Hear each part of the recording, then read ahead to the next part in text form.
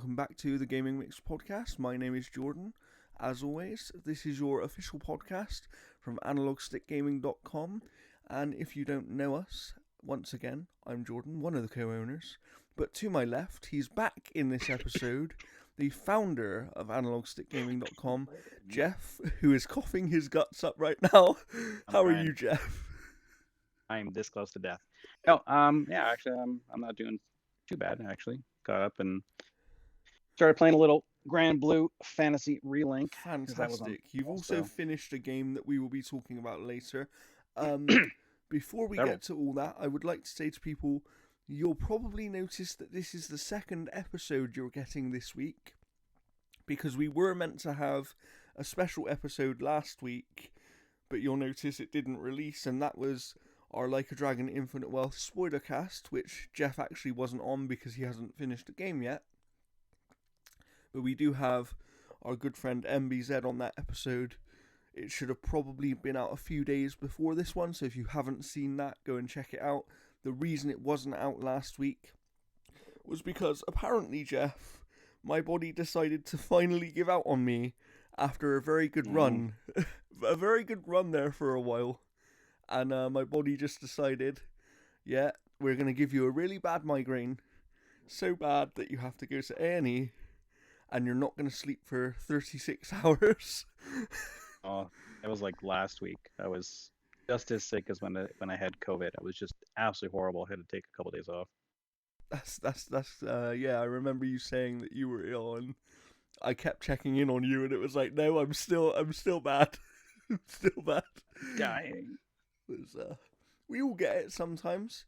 But we're going to add a new section here to the show, which is, because we don't always get here every single week, obviously, because of life circumstances, and sometimes Jeff isn't going to be on, sometimes I might not be on, that sort of thing. So it's almost a catch-up section called What Have We Been Up To?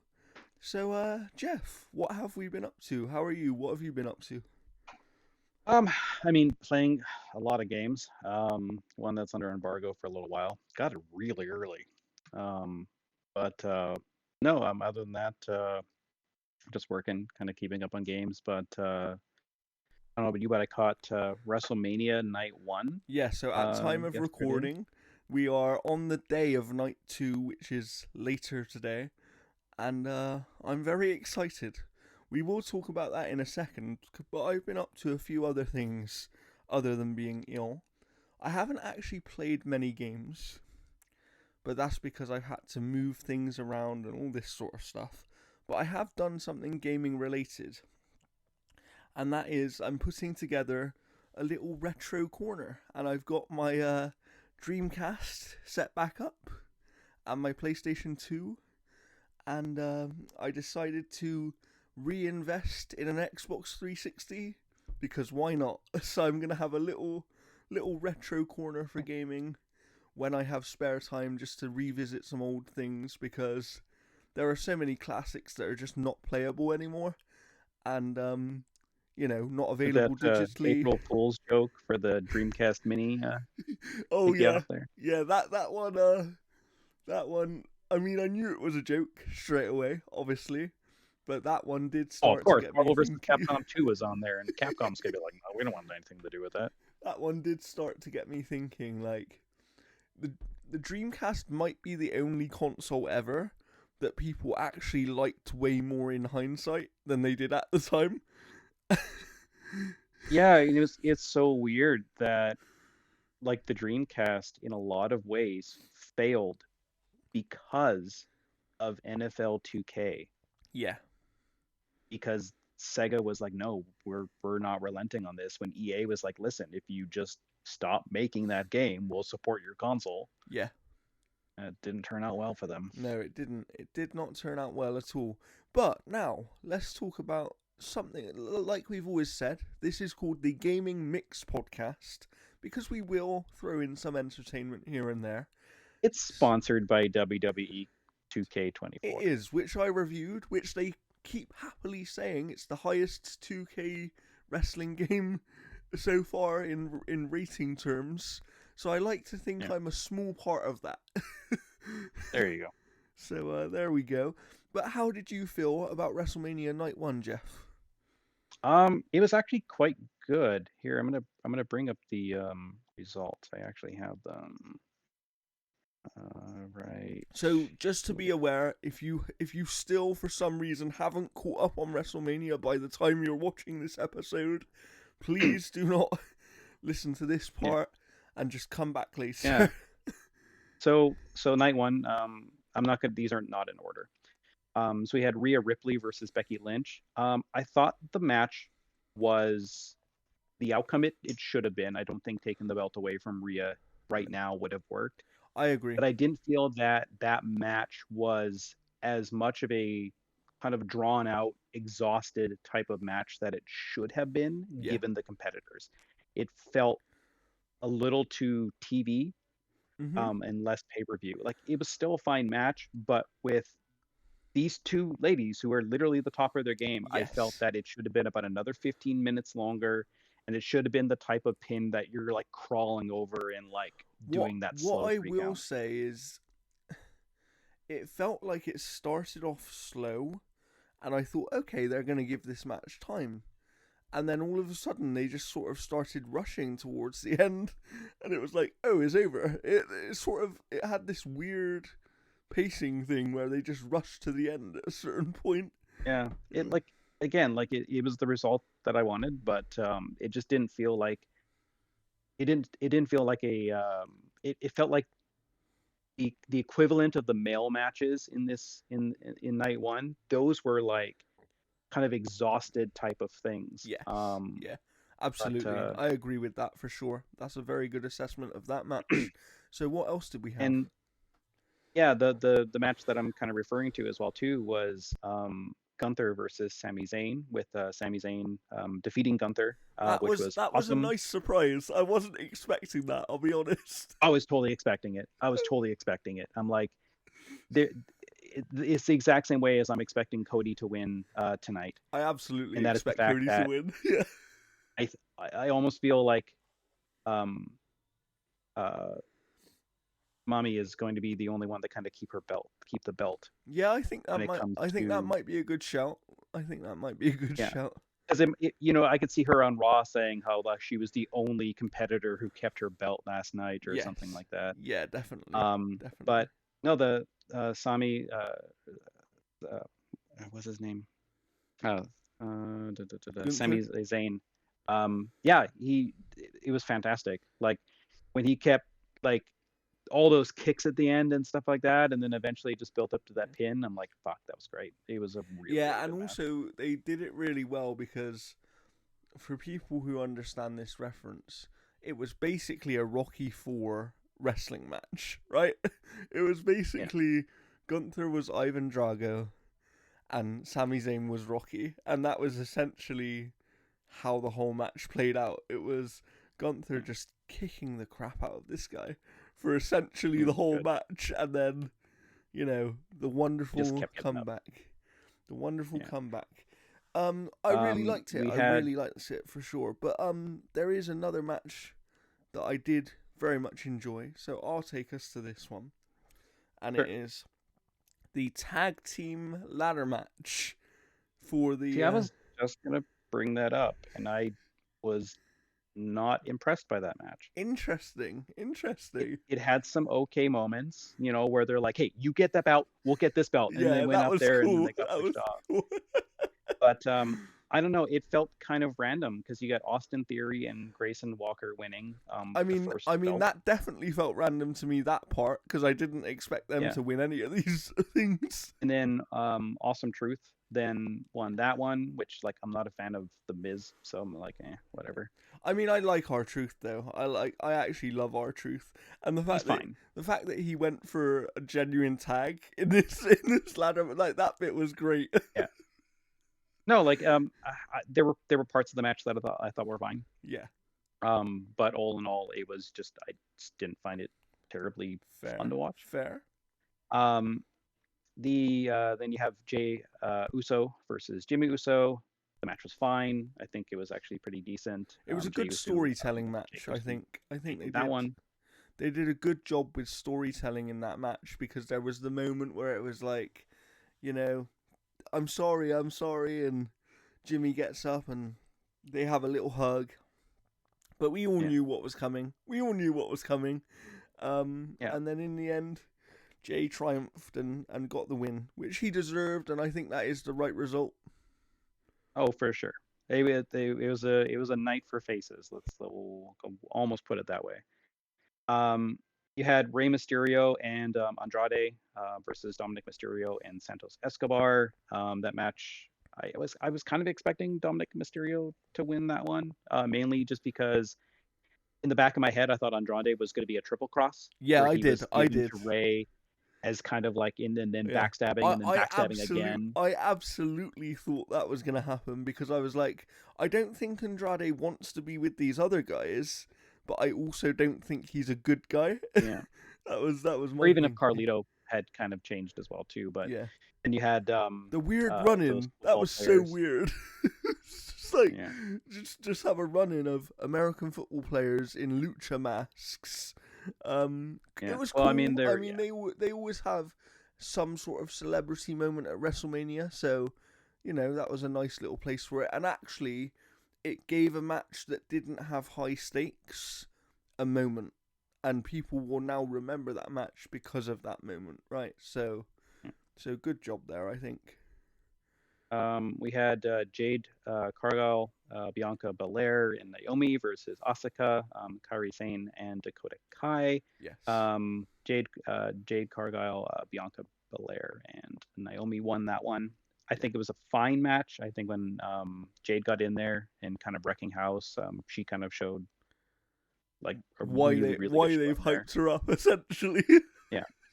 Which it was a fine match, and that was the whole purpose of this match, right? It was, let's use this match to show Jade and why she's a big deal, and I think they actually handled it in a really good way because she didn't get in until near enough the end, and then it was like, just like you said, she was essentially a wrecking crew in there. It was great. And you have Asuka doing the reverse streak of Undertaker. Oh yeah, and being like, so far she has never won at WrestleMania. That is crazy. But and then the last match was The Rock and Roman Reigns versus Cody Rhodes and Seth Rollins. And everyone was waiting for honestly this match went exactly how I thought it was going to be. Really? Mainly because there's no way that you were going to have Cody have a one-on-one with Roman right? tonight. Yeah.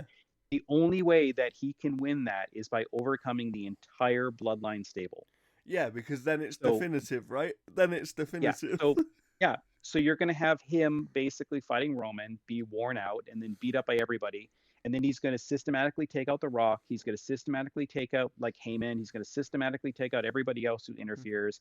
Yeah, and then you're going to have Roman basically come up, do a bunch of things, break Cody down to absolutely nothing, and then it's going to be the two of them just like throwing slow punches, and then one move, and then Cody pins him. Yeah. That's to me that's the only way you do that. Yeah, I'm intrigued because 90% of me thinks that Cody wins, but there is that 10% of me of like, but I'm not sure. Here's the thing though, who is left to beat Roman?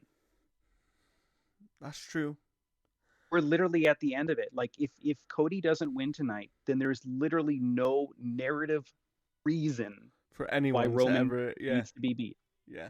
Because like, what do you just create another feud out of nowhere to a guy who's already lost to him before? That's true. No, like that's true. They put him on the cover of WWE 2K. They've been doing that finishing the story thing and stuff. Like and also this is the Triple H era. So like and they made a big point of that as well on night one. Like they made a big point of that. So I think honestly it's going to be a fresh start for everybody, which is why all the titles are pretty much changing hands except for Mommy. Yeah, I'm going to be really intrigued because I want to see how that match is going to go. It's going to be, I feel like it's going to be a messy one because we know we're going to get every single Bloodline member involved at some point because of course on the night one main event, Rock and Roman and I think you'll have Jimmy Uso come in and start beating up Cody, but then Jay's going to come out, and then they're going to start fighting, and then that's going to take them away. My thing right now is I'm wondering, does anybody else come out to help Cody? Is there anyone else that would make sense? That would do you know what I mean? Well, I think Rollins might come out, and maybe he'll like take The Rock of out course and he stuff has like that. He does have his match against Drew McIntyre though, so maybe he won't, maybe he won't be around because I feel like he's losing his belt. So yeah, I don't know. Like it's hard to say exactly unless they're going to create some type of beef with The Rock and someone else. Yeah, for sure. It's going to be a fun night of wrestling. But yeah, I enjoyed the tag match. It was one that I could personally see going either way. I think The Rock looked fairly good considering it was his first match in a decade, really. I think for the age of 51 and not having done it for a decade, he actually looked very good. There was a couple of times where he nearly slipped over and things like that, but he didn't, there was nothing catastrophic. So all in all, I think it was a good but not great night one. But night two has all the matches everybody's really waiting for. Do you know what I mean? Yeah, night two has Io Sky versus Bayley, Logan Paul, Randy Orton, and Kevin Owens, LA Knight versus AJ Styles, Final Testament versus Bobby Lashley and the Street Profits, Seth Rollins and Drew McIntyre, and then the Roman Reigns versus Cody Rhodes match. Yeah. So that's going to be fun. I hope that if you have watched WrestleMania, you enjoyed it. I hope all the matches went the way that you wanted them to go. And now let's get to some video game news, shall we? Because we haven't done this for a little while. So what news do we have, Jeff? So, while Suicide Squad Kill the Justice League has not been doing well with incredibly low player count, even despite the Elseworlds Joker being added, apparently hackers have broken into kind of like the source code in a lot of ways, and they've been able to unlock Deathstroke. They've been able to reveal a whole bunch of other things as well too. So yeah, it's been kind of hectic for them. Sort of a weird issue. So yeah, publisher Warner Brothers is looking to remove images showing hackers using unreleased character Deathstroke, unreleased skins for each of the Suicide Squad members, and even details on gear sets that are going to be added in season 2. So some of these hacks have been getting pretty bold, but this one here is just one of those games that is not kind of gaining any ground. I mean, people are barely playing it. Yeah. They've been having to rip feed skins to players for just playing from the 13th to the 17th or whatever it was. Yeah. Or no, the 3rd to the 9th or what, I don't know. Every day you jump in, you get a player. I think Boomerang was yesterday. I think unfortunately this game is going the same way as Avengers, right? Where they just... I think it's even worse than Avengers. I think this is going the way of like Anthem, where like it is a lost cause. And it's one of those games where I think Rocksteady is going to be like, hey, this is why it failed. This is what we need to do. And then Warner Brothers is going to have to be like, okay, you're going to go this path or you're going to go that path. And I don't see Rocksteady holding on to all its stuff. I think you're going to see some layoffs at Rocksteady to kind of balance certain things out. Yeah, I agree. It is a massive shame because this game could have... I would have loved to have seen the game that Rocksteady would have made if it was like, just make the Suicide game you want to make. Yeah, I think it still would have always been co-op. I think it would have been a Gotham Knight situation. Interesting. Where like the Suicide Squad stuff has live service elements that I don't think play well to it. Mm-hmm. But even then, the game that's built around it that's not live servicey still is not terribly great. There is more like it's a type of game that it's like if someone messaged me and said, hey, do you want to play Suicide Squad for a couple hours? I'd be like, yeah, sure, I'll play it with friends, because I played the entire thing just with AI Yeah. Um, And uh, with friends, it component. is going to be somewhat more fun, right? Like we know Yeah. that and us as reviewers, we know that at the end of the day, that does sometimes factor into a review. Like I know that you had one game where you actually had a terrible co-op experience where it essentially broke the game for you. I believe that was the Ascent. Remember that one? Oh God, my first co-op experience and it fucked my character over. I had to wait for a patch. Like I'm lucky that that patch actually happened. Yeah, and Yeah, it was fucking bullshit. so you know, co-op is definitely something that can change a game. Multiplayer in any sense is a like it's such a big feature of games nowadays, but it's just Mm, a hard one to get right, especially in a live service yeah, type of setting there. So I really do feel for them, but I hope they can move on fairly quickly and figure out something good, you know. yeah. All right. Square Enix is reportedly reassigning top Dragon Quest producer following delays. This comes to us from VGC. Yumiaki, a director of the board who joined Square Enix in 1992 and has had long overseen the RPG franchise, will now lead the Japanese company's mobile games, according to Bloomberg sources. Year series producer Yasuka Saito is a strong candidate to replace Miyake as lead Dragon Quest producer, it's claimed. The first Dragon Quest game was released in 1986, featuring artwork by the late Dragon Ball creator Akira Toriyama, and the franchise has sold over 88 million units as of June 2023. Um, so they have announced that Dragon Quest 12, The Flames of Fate, would introduce some changes to the franchise's turn based battle system, be darker in tone, and have a simultaneously worldwide release. This game was announced quite a while ago. Because I mean, the last mainline entry was in 2017. Um, so yeah, so essentially because of the delays, he's kind of stepped down. So I think some younger leadership's going to come in and hopefully start getting that game in the gear. Yeah, for sure. It's always interesting when a movement like this happens. You know, I saw recently, and I don't think we've got it in the news here, but one of the founders of Ninja Theory, the who was directing Hellblade 2, has actually left the studio. Like, I was he ever actually directing it? I think he was. I think he was confirmed as director of the game. I Because yeah, like over the last year of them talking about that game at all, he has not been part of any of the so stuff. apparently this is the thing. Apparently the reports are it was actually quietly announced quite a while ago that he was leaving, Yeah, and everybody just missed it. yeah, And now it's being picked back up for whatever reason. I do find the yeah. timing interesting because it's like, why has this news been picked back up? But you know, going back to what I was saying, when these sort of, I'm hesitant to use this word, but when these really important and almost legendary figures walk away from a franchise or a studio that they're really connected to, it's a massive changing moment, right? And that can be either really positive or quite a negative thing. And Hmm. it's going to be interesting to see which way this Dragon Quest situation goes, for sure. Yeah. I'm gonna lightly touch on this particular. Um, sorry, my phone was going there.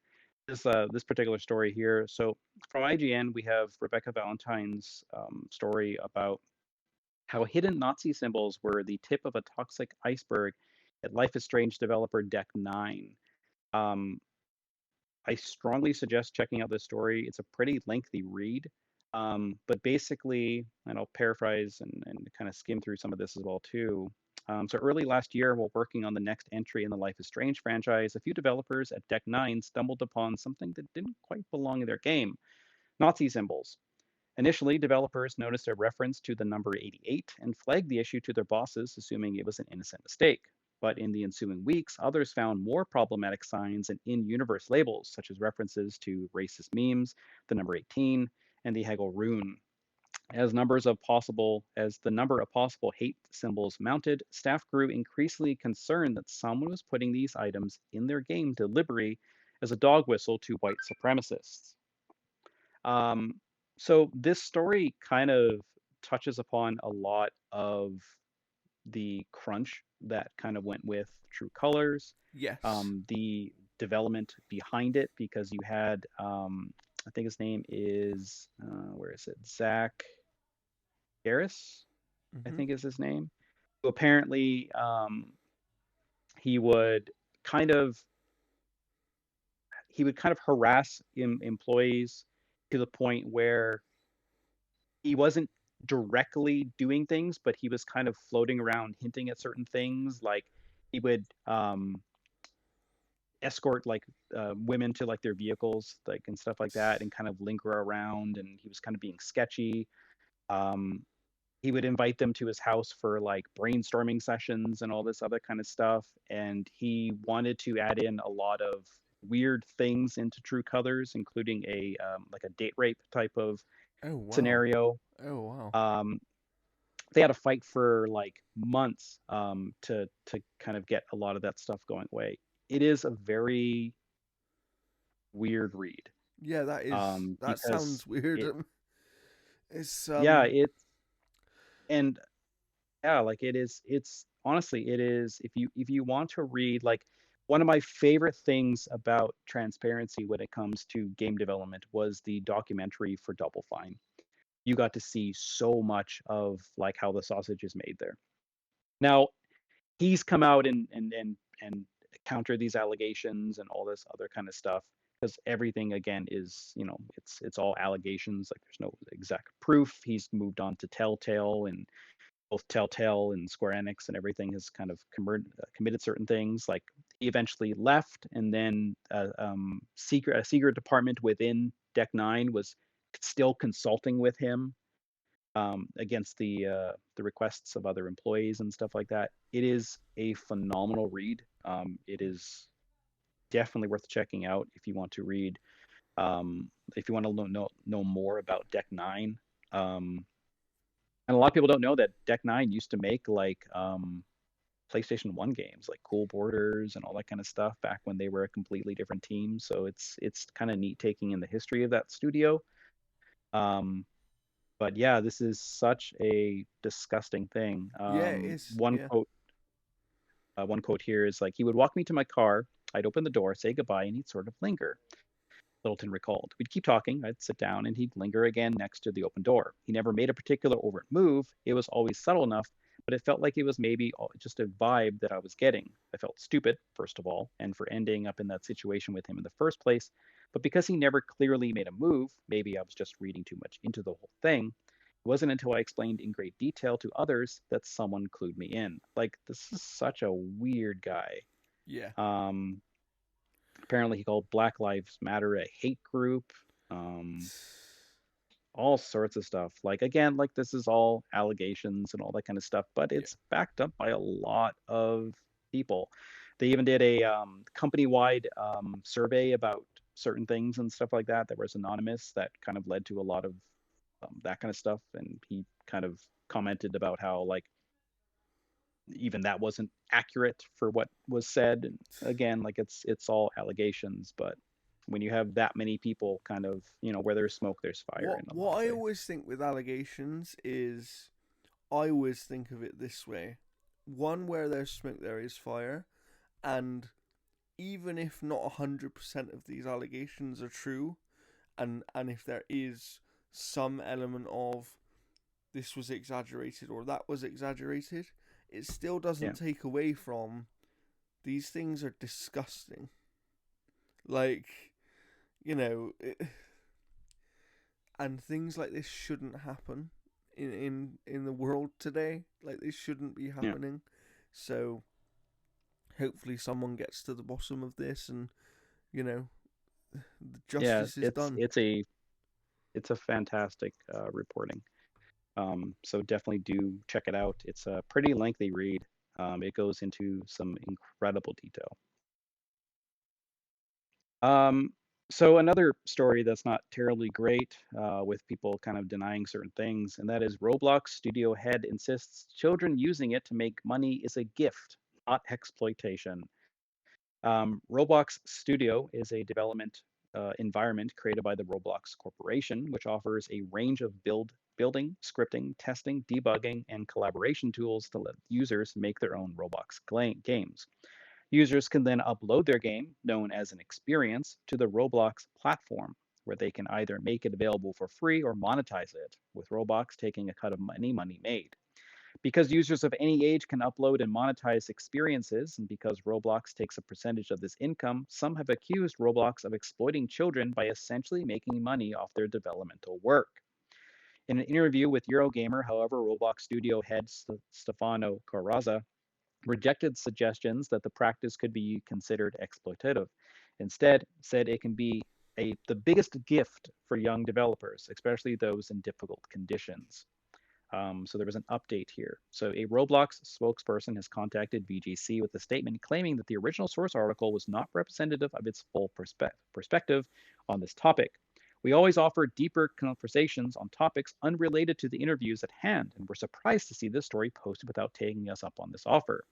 In a lengthy list of additional content, the statement claims that Roblox platform serves a broad community of creators of all ages and backgrounds, explains the other uses of Roblox Studio, such as learning the code, and claims that a recent survey conducted by Roblox suggests that the primary motivator for most creators is not monetary gain, but having fun. It also claims that the economics on Roblox are different from other gaming platforms, and that in 2023, we delivered more than 741 million to the creator community. In terms of children making and monetizing games on the platform, the spokesperson claims that for the experiences that monetize, the majority are created by developers who are aged 18 years or older. And that in 2023, more than 90% of the top 1,000 experiences by hours engaged in were owned by developers who were at least 18 years old. It should be stressed that the statement does not deny that children make Roblox games or that Roblox takes a cut of the money they make, and does not claim that anything Careza said in the original interview was misquoted. You can say this for a lot of things, right? Careza argued. Like you can say, okay, we're exploiting children labor, right? Or you can say we're offering people anywhere in the world the capability to get a job and even earn an income.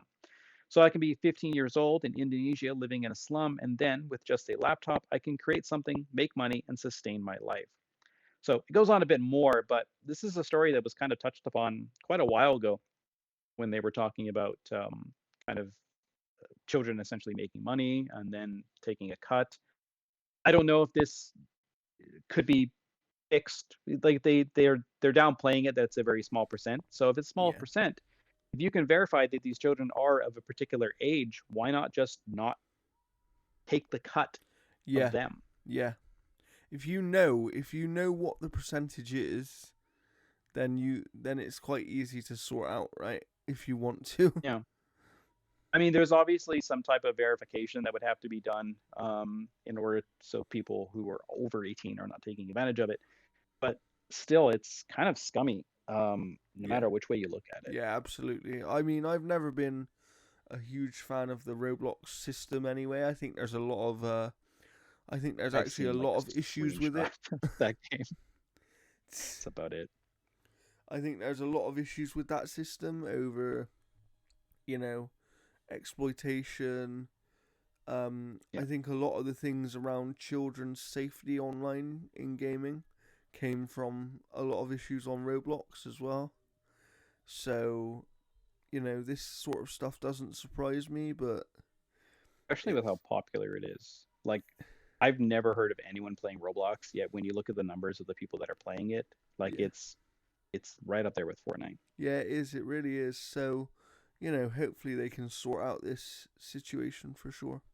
Because it's not a good Yeah, situation for them to be in. It's not a good situation for anybody, really. So, no, definitely not. let's move on, shall we? What else do we have in the news? Yeah, so the last news story I have before we get to what we've been playing, because there's a lot of games. Nintendo will be shutting down online play for the 3DS and the Wii U early next week. As previously reported, and this comes to us from again VGC, the company plans to close the services on April 8th at 4 p.m. PT. Nintendo already closed the eShops for both systems back in March 2023. The players have been able to continue using online services in games, such as online multiplayer and rankings. Once this ends next week, however, games will only be playable offline. This particularly impacts games with a heavy emphasis on online play, such as the original Splatoon on Wii U.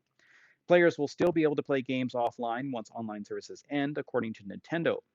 It has also been stated that Pokemon Bank and Poke Transporter will retain online functionality, presumably since they're still being used by players and use online connectivity as their central mechanic.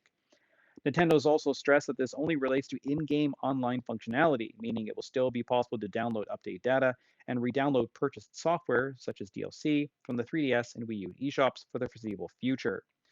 The closure of the Wii U and 3DS shops last year effectively made around 1,000 digital-only eShop games disappear for good. It also means that the termination of the final system to support the Virtual Console service. Now, the only retro games provided by Nintendo are the ones available on Switch's online various apps. This is so fucking dumb. It really is. It really is. I mean, the eShop thing is the worst thing. Like the online functionality, so like Mario Maker on the Wii U is kind of fucked. Mm-hmm. Even like Smash Brothers online play Yeah. for that as well too. Yeah, for sure. This is a weird one, especially when, and hopefully we can bring this story in here. You might be able to find it with a quick Google, Jeff, but I know that over at Xbox it was recently revealed that Sarah Bond has founded an entire team to basically carry on the backwards compatibility efforts over there. And I hope it continues because there's a lot of games still on the 360 that I would love to see and I to think Series they, X. they've officially confirmed it because it was originally reported by Jez Corden, and it's like the fact that they're making that commitment to, we are going to continue to support your existing library as long as possible, essentially, is, and we know that this was something they were walking away from. They pretty much confirmed a while ago that the backwards compatibility program was essentially finished because they had done everything they could do with it. But obviously, because like people don't understand that a lot of the backwards compatibility came from support from third parties for those games. Yeah. So if you have companies like Konami going, why the fuck do we want to spend time on that? No, fuck off. We're playing pachinko here. Like, Yeah, it's a weird one, but I'm glad to see, I'm glad to see Xbox doing the right thing in terms of continuing to support content, and I wish that Nintendo would do a similar thing. Because it's weird. They're more like, Nintendo seems more kind of willing to like just like let hentai games run rampant on the eShop than actually preserve their history. For sure. It's a shame, really, because they have some of the most meaningful history there is, right? They've of the three bigger companies, they've been doing this the longest. This, they have so many beloved How many of IPs. 1,000 games disappear? Yeah, it's crazy. It's really crazy, and I do think, and this is a big conversation that is going to happen and has been starting to happen, but as we move into the age of digital games as well, there needs to be something put in place over the preservation of these games in some way, because like some type of digital preservation act, because if you only provide a game like digital, that it has to be accessible to at least some aspect of hardware. There's, to me, and at the very least, I think this is what companies would try to get away with, is at the very least there should be like a time limit put in place where it is you have to basically continue to support this thing for at least X number of years. Do you know what I mean? And that could be a high number of years. That could be like, you have to at least continue to support people to play this game if they want to play it for 25 years. Because realistically, after 25 years, most people are never going to want to play that game again. But they should also allow like something where like because you get like emulators and ROMs and stuff like that. You should have it basically where it's like if a game cannot be played on or is not sold anymore, Yeah. yeah, It in should any become public capacity, domain. then it should be allowed to essentially be to that the emulation of that game should be completely legal. Yeah. Yeah, I agree. And honestly, you may look at that and like, oh well, that sucks for one side or whatever the case is. But if that is the thing, if that becomes like the norm, then you're going to have those companies going, oh shit, we have to do whatever we can to make sure that that never happens. Yeah. So And let's then they'll do more support for it longer. preservation. Yeah. Right. When you kind of light that fire under their ass, it just makes them And act a don't little get bit me better. wrong, I know that a lot of people actually blame Microsoft and Xbox for the rise of digital, right? Especially in the console space, because they were the ones that really started to push everybody in that direction. But I also think in some ways they've been the worst in terms of trying to preserve games. But in some ways they're also the most forward thinking in terms of how to preserve games in the future. And I think that it's going to be really interesting to see what happens, because this stuff, like what's going on with Nintendo, can't keep happening. Like, this sort of stuff can't keep happening. I would say, honestly, the worst in regards to preservation would be PC. Interesting, okay. Because how many physical PC games do you see? That's true. That's very true. Like, literally none. So, I mean, like, it's almost a complete digital platform, and people have been like, I love Steam. Right? They have. So it just becomes that kind of issue and stuff like that, where, like, you know, I would say, honestly, maybe less than 5% of all games made are physical. You know? Yeah, for sure. So, I think that's all we have to talk about in news terms.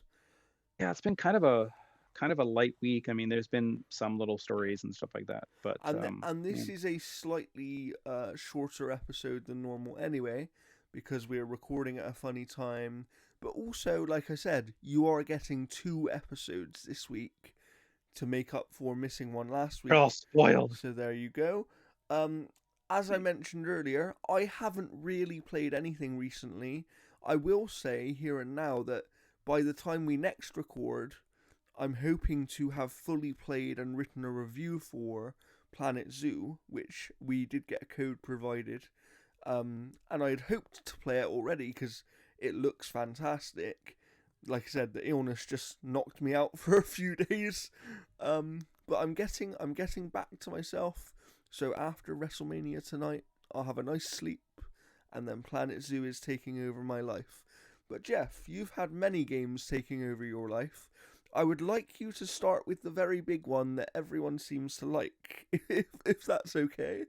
That Dragon's Dogma 2? Yes, it is. Yeah.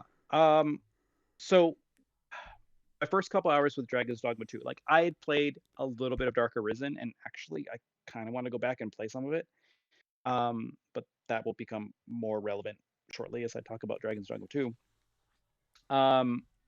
When I first started Dragon's Dogma 2, you just get your ass handed to you. Like, it's the type of game that you feel so vulnerable, even later on, like when you're attacking like 5 or 6 enemies and stuff, and then they all jump at you, your health bar just just fucks off. Yeah. You just never can't get up. So there's some vulnerability issues that I have with that game, and I think a lot of it could be fixed with just a dodge roll. But my first couple hours with that game, I was like, okay, this is fine. I'm enjoying parts of it. And the vulnerability stuff was just not kind of settling in well. Yeah. So I was kind of like, this game's fine.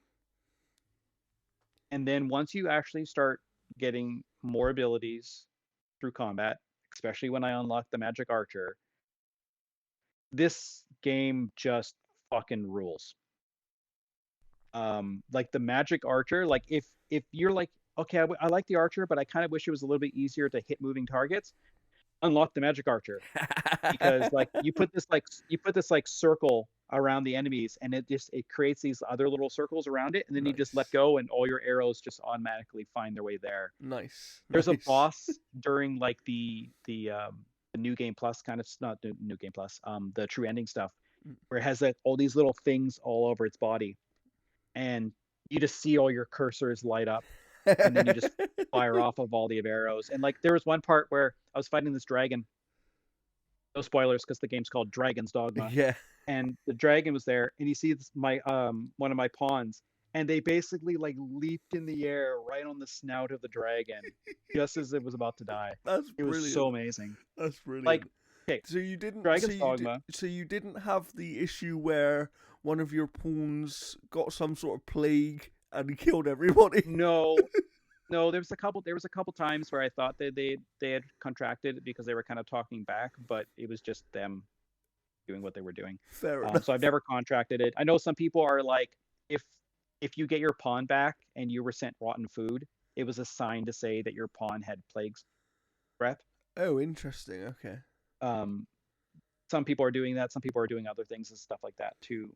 But Dragon's Dogma, right from the jump, this is a kind of a Western kind of fantasy type of thing. So it's again Japanese developer, but it's very Western fantasy. So basically, you play as the Arisen, same thing as in the first Dragon's Dogma, where you are a person that can control these characters called pawns. You create a pawn, and then you can recruit other players' pawns. So there's no co-op, but there is a multiplayer aspect where you are bringing in the created pawn of another player, and then you bring them into your team. You recruit them. They have their own classes. They pull from almost all the classes, but not all of them. So you can't have a magic archer pawn. You can't have a wayfarer pawn. You can't have a trickster pawn. Like, you can have a sorcerer and a warrior pawn, which is the extent that it gets to the other classes. But you basically go on an adventure to essentially kind of prove that you are the Arisen, because when you get there, there's an Arisen already in the capital. There's something a little sketchy about it. And the whole game story is you trying to essentially prove identity theft. I will say the story is the weakest aspect of this game. I don't think there's a good story here at all. Interesting. However, the New Game Plus, I keep saying it, the True Ending storyline is actually really good. I do kind of like that part. And there's one of the last moments, like literally, like we're just watching this thing and we were just like a gasp of what was happening. Wow. It was so fucking cool. Wow.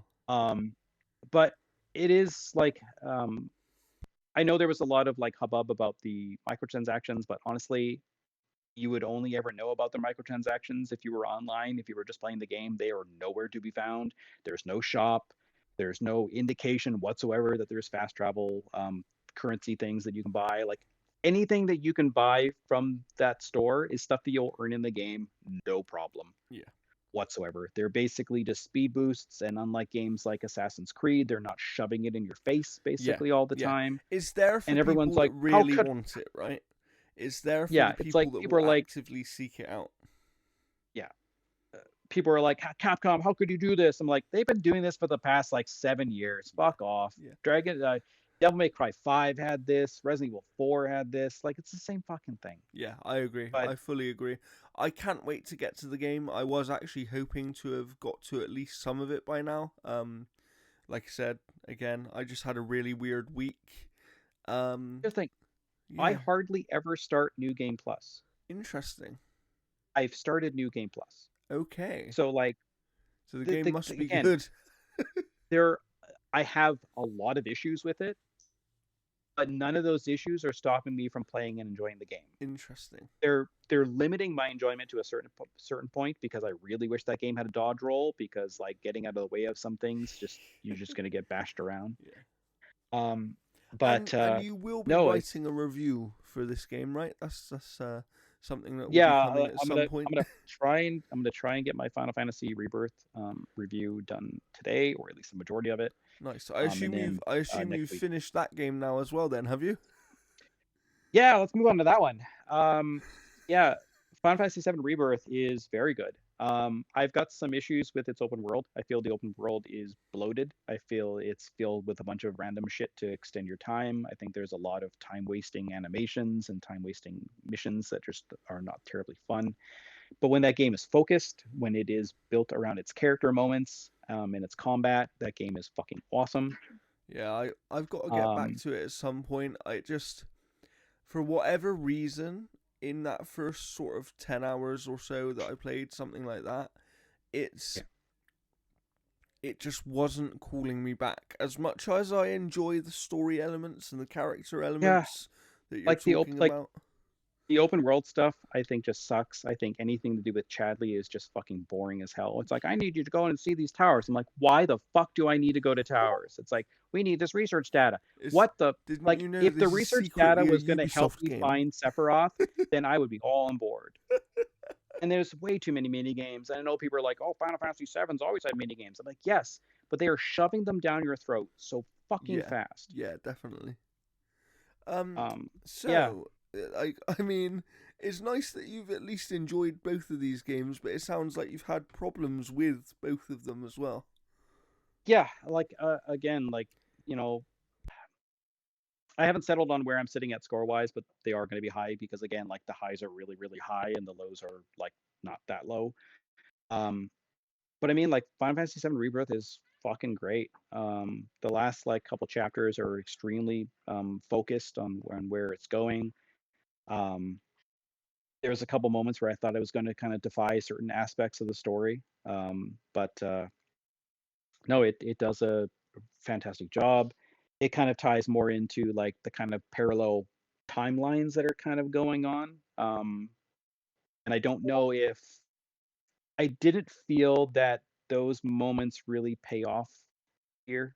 So I think maybe it's going to be something that pays off in the next one. Yeah, Um, there's some decent moments with it. But it's the one thing I will say about Rebirth is that it takes characters that are memorable for very different reasons to a lot of different people, and it makes them drastically more memorable yeah, because it dives into Barrett's past of like how he lost his arm and like Red 13 and like what's been his story. It also dives a lot into Tifa by giving her a lot more to work with because in the previous Final Fantasy VII, with how Cloud's memory worked and how Tifa's memory kind of worked and with the story that was there, you kind of had to take a lot of leaps of logic of accepting certain things when it never gave you the actual reasons to yeah, to be convinced that those things are being explained in the best way possible. Here, Tifa's calling on Cloud's bullshit, and it's so good because he's an unreliable narrator when it comes down to it, yeah, because of like the thing that's happening with Cloud and the thing that they'll reveal way more in part three. But here, Tifa's like, Cloud, you weren't there, and Cloud's like getting whispers in Sephiroth's head of like Tifa's a fake. So there's these like moments that are happening between these characters that are so cool, and it fleshes out all of that, and it makes those story moments feel way more satisfying. um, and it leads to kind of a confrontation that is really, really neat. But good, good. I'm glad. I'm fan- glad that you've enjoyed fantastic it. game. I know that you've played other things. Just bear in mind that we probably have about 10 minutes left here, so because Sure. I know you've played a lot. So what do you want to talk about next? Well, I'll kind of burn through these guys here. So South Park Snow Day is the follow-up to the Fractured Butthole, and which kickstarted with the Stick of Truth. Now, the Stick of Truth and the Fractured Butthole, they were South Park unleashed. They felt like extensions of the show that just went all in for being as nasty and dirty as South Park has been at its highest highs. You know, the bigger, longer, and uncut movie, it allowed South Park to kind of go full mature rated, and they just never turned back. They just went full tilt on all of that. Snow Day is the tamest South Park has been since the first season. There's nothing outlandish. There's nothing disgusting, really. There's a couple one-liners that are okay, but that game is it reminded me of South Park 64. and not for the good reasons. I don't think that the art style for South Park works in a 3D space. I think the scale of the South Park town in this game is massive in its view, but so restricted in it feeling like South Park. Yeah. Because when you play Stick of Truth or the Fractured Butthole, it feels like you are walking around South Park. You're having fights and engagements in sections that are memorable for the franchise. But in Snow Day, it is such a waste of time. It is not a good game. I don't think multiplayer could save it as well. Interesting. Interesting. You're not the only person I've heard say this. And I think you only have to go and check out anybody's review on this game to sort of see Yeah, that. it it sucks because I know Matt Stone and Trey Parker, when they were making the original Stick of Truth, they said they were reaching out a lot of partners because they had seen a lot of bad licensed games and they didn't want South Park to kind of be that. But Yeah, it's back. It feels just like Chef's Love Shack and South Park 64. Like it feels like bad uses of the license. that's a real shame. That is a real shame, especially after having two previous games with the IP that have been so strong, right? We've seen that South Park can make two of the best games of all time. Like those Yeah, games are so fucking good. They are the like some of the best licensed games because they take the property and they fucking use it yeah, in the best possible way. absolutely. Here it just feels absolutely bad. Um Last two things, I've Unicorn Overlord, the reviews out for that as well. That game is a game of the year contender. It is my game of the year right now. It Nice. is so fucking good. Honestly, just try the 8 hour demo. And if you're like, no, I'm not feeling it, you are not going to feel it for the rest of the game because that demo is a perfect encapsulation of what that game offers. And it's so fun. The last game I'll talk about is what I'm playing literally right now, and that is Granblue Fantasy Relink. I wanted to try this game out back when it came out, but I didn't get code. And then a guy that I follow on Twitter was showing that it was like $20 off, and then I had some Amazon credit, so I ended up buying it. And it is very, very good. If you like the combat in Final Fantasy Rebirth, it's similar but without that pausing. So like it is like you're picking moves and stuff, and you're fighting in real time and whatnot. You have your teammates that are working independently around you. Um, this is based off like the anime. They also made a fighting game as well too. It is the type of game that when you jump in, you are jumping in after a lengthy part of the anime.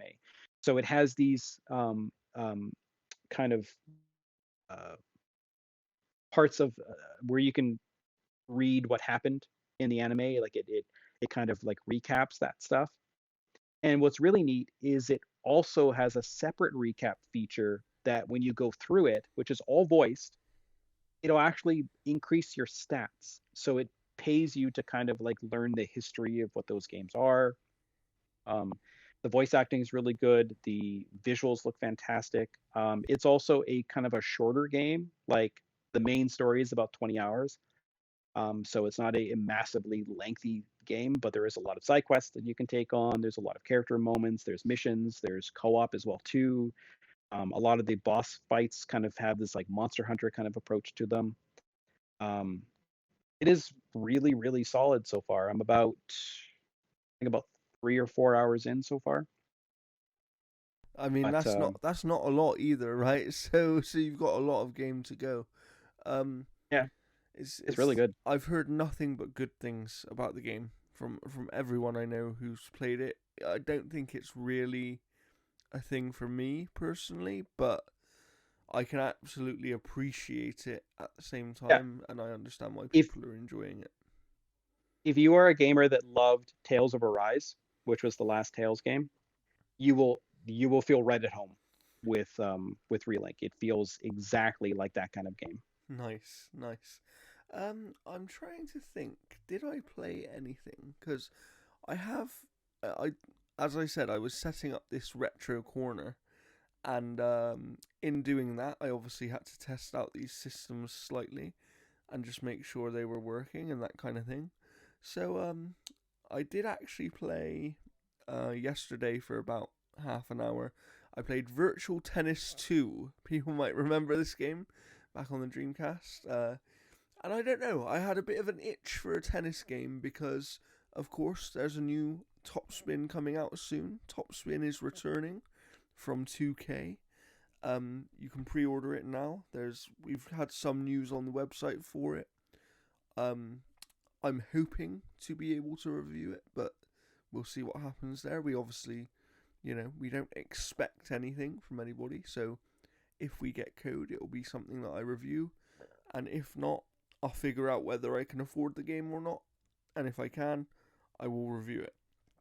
But yeah, so I played a bit of Virtual Tennis 2. That was interesting because I got to play that with my partner who had never played it before, and she is a bit of a gamer, but she didn't game when she was young, so she kind of missed a lot of those earlier consoles. Question. Go on. What did she think of the Dreamcast controller? Because that is a weird one to hold. She liked it. Which is with the cord coming out the top? Yeah. Or the bottom or whatever it was? It was the bottom, yeah.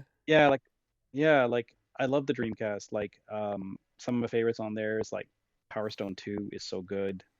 Guts Berserk, which never played Power Stone. Oh, Power Stone is absolutely amazing. And like the nice thing about it is if you have a certain type of Dreamcast, you can burn discs so freaking easy to get those games. Like honestly, I would love to mod my Dreamcast in the same way that Maximilian Dude has, where it has every single Dreamcast game and every single region and every single everything, like just right there. Because like Power Stone 2, I love that. Guts Berserk Rage, which was the inspiration for like where like Devil May Cry kind of came from. That game's super fun. Soul Calibur still looks fucking awesome on that game. Soul Calibur looks great. Yeah. Still looks great, which says something really about what games actually looked like on that system back then. Like the Dreamcast was such a fantastic console that it just sucks that its third-party support was so bad. Absolutely, because that was definitely one of the major contributing factors to the fact that it didn't succeed, right? Their version of Code Veronica was way better than the one on PlayStation 2. Because, I mean, like, that console had, like, 8 megs of texture memory. Like, it was such a good console. It was actually a very powerful machine for the time that it came out. It was a very, very powerful machine. And, it was, it was very good. It had a great library. Didn't they have a really good arcade wrestling game? It wasn't WrestleMania 2000 or something like that? I believe they had something. Yeah, they've had a few wrestling games on there. Obviously, it was like an arcade one. Everybody's favorite was Crazy Taxi as well. I think everybody bought that game. That was fine. My personal favorite, the Shenmue franchise, first 2 games at least. Every time I think of the Dreamcast, I think of Mach and X. I don't know if you heard of that one. I have heard of it, yeah. And then Blue Stinger. And then one other game that I've been playing, because like I said, I pulled out my PS2 as well. So again, I played about an hour of it the other day, and it just felt appropriate with the studio closing down recently. It's a game called The Getaway, which I actually don't think as many people played as they probably should have, but it was essentially a British version of somewhere between a GTA and Mafia game back in the early 2000s. I remember playing it off a demo disc, and I don't think I ever played the full version. Interesting. And it was made by London Studio, who of course are no more. Thank you for that, Jim Ryan. I just felt like revisiting that and, giving them a little bit of love, considering they are no more. And I did enjoy that. So I'm going to be playing some retro games as and when I get time. So you will hear me talk about some retro games here in the future of this show. Maybe we'll have a little retro segment. What has Jordan played this week? Yeah, I miss playing the Teen Titans game on PS2. Nice. The game was so good. So good. But yeah, I think that's it. Like I said, the plan for me coming up is play Planet Zoo. That's kind of my main plan over the next week or so. Hopefully you'll see a review for that soon. I know Jeff's got a few reviews coming up and things like that. So keep an eye on the website as always. I bought Song of Nunu, League of Legends story. Nice. That was on sale. Somebody playing that on Switch. That game looks like a fun little kind of charming platformer kind of 3D game. So we'll be playing that as well too. Yeah, we got a embargo for a certain game coming out towards the end of the month, which was so short. I beat it in like 2.5 hours. Interesting. So Interesting. yeah, it was not good. Interesting. So stay tuned to the website to find out what that game is in the coming weeks. And yeah, we'll have more reviews coming up soon. Also remember, because I think people sometimes forget this, I do also write at Outer Haven, and over the next few weeks I'm going to be writing maybe 1 or 2 things over there. I have some opinions about accessibility in AAA games, and I have decided that I should probably write about them. So look out for that as well. There's no accessibility in Dragon's Dogma. None whatsoever. Well, there you go. That's part of the problem. So yeah, follow us on Twitter. Obviously, my personal Twitter's below me. Jeff has his below him. We'll link the channel in the description. We'll link the website right. Twitter. as well. Yeah, it's still Twitter to us, and it always will be. Elon Musk can own it. That's fine, but it's always going to be Twitter. You know, we all know that. We all call it Twitter still.